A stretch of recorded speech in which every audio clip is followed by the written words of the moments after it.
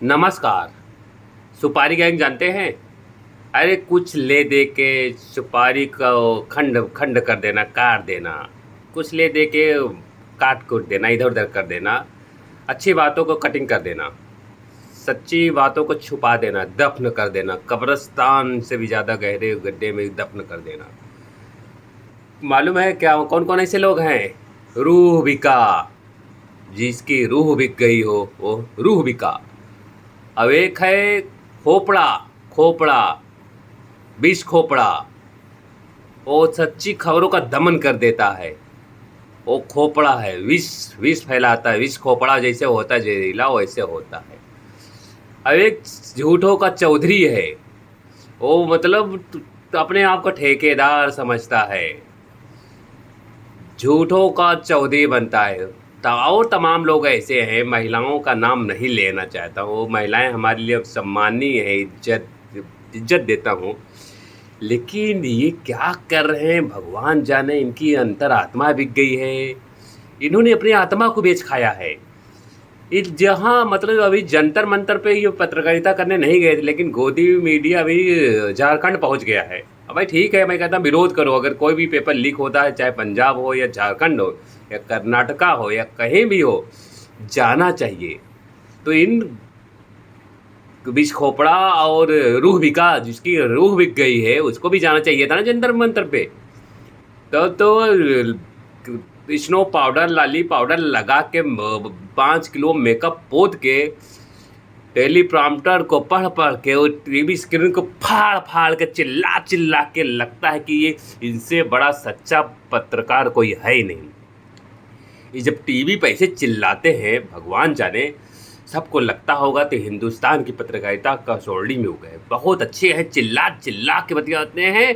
और ऐसे ऐसे झूठ को इतना मतलब इतनी बार बोलते हैं कि लगता है ये सही बोल रहे हैं। लगता है कुछ देर में स्क्रीन फट जाएगी। हो सकता है कैमरा का जो लेंस होता है वो कभी कभी दरार आ जाते हो इनके झूठ के कारण। शर्म नहीं लगता ये? ऊपर जब जाएंगे, भगवान के पास जाएंगे तो क्या मुंह दिखाएंगे? अरे चाहे जितना कमा लो, अरबों खरबों कमा लो, बिल्डिंग बना लो, पॉश एरिया में कॉलोनी बना लो, जितनी महंगी गाड़ियाँ ले लो, कुछ भी ले लो, जितनी भी रसमलाई खा लो, एक दिन भगवान के पास जाना होगा तो क्या मुंह दिखाओगे? क्या आपने अपने पैसे के साथ इंसाफ किया है, न्याय किया है? कोई भी हो भाई, आप लोग से शर्म आती है। यही बात कई वीडियो में मैं कह चुका हूँ, बार बार नहीं कहना चाहता हूँ। अपनी अंतरात्मा जगाओ, नहीं तो ऊपर वाले को क्या जवाब दोगे? क्या जवाब दोगे कि हाँ मैंने सच्ची पत्रकारिता की है? वो चाहे विष खोपड़ा हो या रूबिका हो या चौधरी हो या एक भंजना हो, वो हमेशा भंजन करती रहती हैं। भंजन, सच्चाई का भंजन कर देती हैं। भंजना भंजना है। कुछ लोग तो हैं तो चिप लगा देते हैं, बार बार वही। सब लोग जान गए हैं कि चिप कहाँ लगी रहती है। चिप इनके जो कमीशन मिलता है उसमें चिप लगी रहती है। जीपीएस लगा रहता है उस कमीशन के सिस्टम में। जीपीएस लगा है, चिप लगा होता है। उनको फिट रहता है कि इस चिप में इतना फिट है, आप इससे ज़्यादा नहीं बोलोगे। अगर कोई सच्ची बात बोलने लगता है तो ऐड आ जाता है। ये ब्रेक ले लेते हैं, ब्रेकिंग खबर चला देते हैं झूठ की, कि जो ब्रेकिंग खबर चल रही है हम ये आपको ले चलते हैं, ये ज़रूरी खबर है। झूठे क्या क्या करोगे? कल को आपके बच्चे जब बड़े होंगे, वो जानकार होंगे, सच्ची किताबें पढ़ के बड़े होंगे, जब वो 20 25 30 साल के हो जाएंगे, आपसे पूछेंगे कि पापा और मम्मी आपने ये क्या किया? उस समय तो ऐसी बातें नहीं हुई थी, आपने क्यों गलत खबर चलाई? जब वो विदेशी मीडिया पढ़ेंगे, विदेशी किताबें पढ़ेंगे और देशों की तुलना, अपनी मीडिया का तुलना होगा, क्या करेंगे? क्या जवाब दोगे? तो आप जवाब दे नहीं पाओगे। तो बस यही करोगे, कुछ कुछ कारण था, कुछ उस समय पैसे की ज़रूरत थी, तुम्हारी फीस जमा करना था, तुम्हारे हॉस्टल का फीस जमा करना था, तुम्हारे लिए गाड़ी लेना था, तुम्हारे लिए आईफोन लेना था। ये सब तुम्हारे लिए किया है, ये अपने लिए नहीं। जैसे रत्नाकर जी थे, जब अंगुलीमाल डाकू थे, जब उनको चोरी करने निकले थे, तब गौतम बुद्ध का प्रसंग है शायद, हाँ उन्हीं का प्रसंग है। उन्होंने वो जब उनको बंदी बना लिया तो चोरी करने के लिए कि छीनो, तो उन्होंने पूछा कि जाओ पहले अब अपने घर में पूछ के आओ ये किसके लिए क्या करते हो। तो वो जब रत्नाकर डाकू गए तो बोले कि अपने घर पे आए कि ये सब मैं जो चोरी चकारी करता हूँ, तो ये चोरी चकारी में जो आप लोग भी पाप के भागीदार होगे ना, कि मैं ही हूँगा। घर वाले बोले कि अरे मैं क्यों बनूंगा, चोरी आप करते हो। जीविका उपार्जन हम लोग का लालन पालन करना आपका कर्तव्य है, मेरा नहीं है। तो सब आपके भागीदार आप बनोगे, हम नहीं बनेंगे। तो उसी दिन से वो रत्नाकर यानी अंगुलीमाल ठाकुर रत्नाकर बन गई, मोहभंग हो गया। अरे आप लोग भी जागो गोदी वालों, ये चाहे बुर्ज खलीफा में फ्लैट ले लो या नोएडा के सबसे पास एरिया में ले लियो, मुंबई के कोलाबा या वर्ली स्पेस में ले लो, कुछ नहीं होने वाला है। चांद पर भी घर ले लोगे फिर भी आपकी वो जो बेईमानी है, मरणासन रहोगे।